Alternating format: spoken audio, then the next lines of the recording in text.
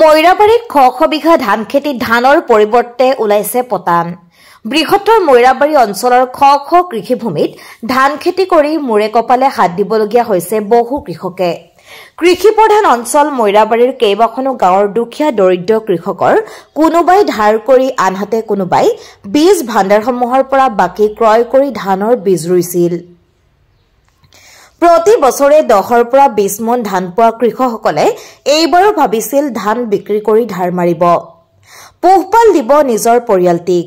কিন্তু পথাৰত গৈ ধান কাটি ধানৰ পৰিৱৰ্তে পালে কেৱল পতান। মৰিগাঁও জিলাৰ কৃষি বিভাগৰ কোনো এজন কৰ্মচাৰীৰো আজৰি নাই এইসকল কৃষকৰ সমস্যাৰ বুজ লবলৈ। অৱশেষত সংবাদ মাধ্যমৰ জৰিয়তে বিভাগীয় মন্ত্ৰী অতুল বৰাৰ হস্তক্ষেপ দাবী কৃষক ৰাইজৰ। ময়ৰাবাৰীৰ পৰা ৰুৱেল আলমৰ ৰিপৰ্ট, মৰিগাঁও বাতৰি।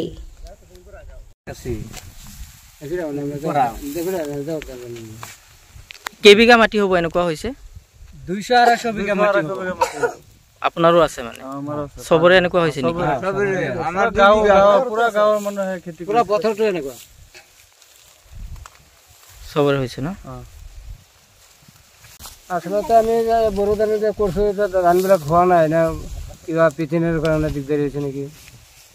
পতন হৈছে? পতন হৈছে বহুত। আমাৰ 4 বিঘা 5 বিঘা মাটি আমাৰ এনে সবেই 4 বিঘা 5 বিঘা আমি ধাৰ কৰ্জা কৰি আনো, দোকানৰ পৰা বাকী চাকি আনি খেতি কৰোঁ, আকৌ ধান বিক্ৰী কৰি দি দিওঁ। এতিয়াতো দিব নোৱাৰোঁ, ধানেই নহ'ল যে বিক্ৰী কৰিম ক'ৰ পৰা। কমচে কম 40-50 বিঘামান হ'ব। চবকেইটা আহিছে, আহি ধানৰ পেকেট দুটা লৈ গৈছে।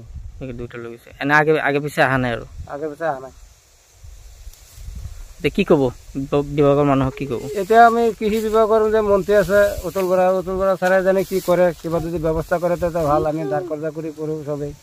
খেতি মানুহ যোনে খেতি কৰে এতিয়া ইমান ধনী মানুহ নহয়, ধনী হ'লেতো খেতিয়ে নকৰে। এনে খেতি বাৰী যাবলৈ কৰে কেতিয়াবা কৃষি বিভাগৰ মানুহ আহে নেকি ইয়াত? নাই, নাহে। নাহে ন?